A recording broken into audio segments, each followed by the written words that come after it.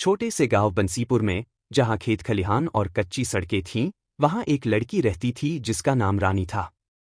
रानी गरीब परिवार से थी, लेकिन उसकी आंखों में सपनों का उजाला था। उसने कभी शहर नहीं देखा था, पर कहानियों और रेडियो पर सुने किस्सों में वह जानती थी कि शहरों में पिज्ज़ा नाम की कोई चीज़ होती है जो बच्चों और बड़ों की पसंद होती है।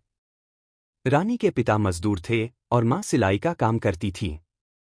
परिवार का गुजारा मुश्किल से होता था, लेकिन रानी के मन में कुछ अलग करने की चाह थी। एक दिन उसने अपनी माँ से कहा, माँ, मैं पिज्ज़ा बनाना सीखना चाहती हूँ। माँ ने पहले हंसकर कहा, पिज्ज़ा तो अमीर लोग खाते हैं, हम जैसे गरीब लोग कहाँ इसे बना सकते हैं। लेकिन रानी की जिद और लगन देखकर माँ ने हार मान ली। रानी ने गांव के काका जी के पुराने रेडियो से पिज्ज़ा बनाने की रेसिपी सुन ली।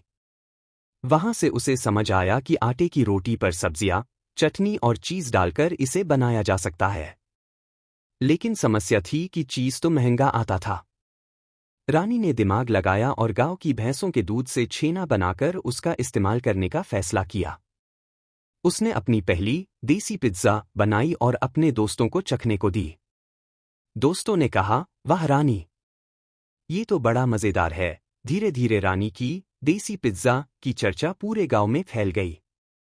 रानी अब हर शाम अपने आंगन में चूल्हे पर पिज्ज़ा बनाती और गांव के बच्चे और बड़े लोग उसे खाने आते।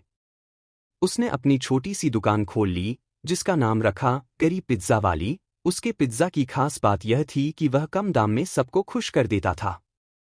कुछ ही महीनों में रानी की मेहनत और हुनर ने उसे गांव की शान बना दिया। शहर से भी लोग उसका देसी पिज्ज़ा खाने आने लगे। रानी ने साबित कर दिया कि सपने सिर्फ अमीरों के लिए नहीं होते, मेहनत और लगन से कोई भी अपने सपने पूरे कर सकता है। गांव के लोग अब रानी को प्यार से गरीब पिज्ज़ा वाली कहते हैं, लेकिन उसकी कहानी यह दिखाती है कि गरीबी कभी भी हुनर और हौसले को रोक नहीं सकती।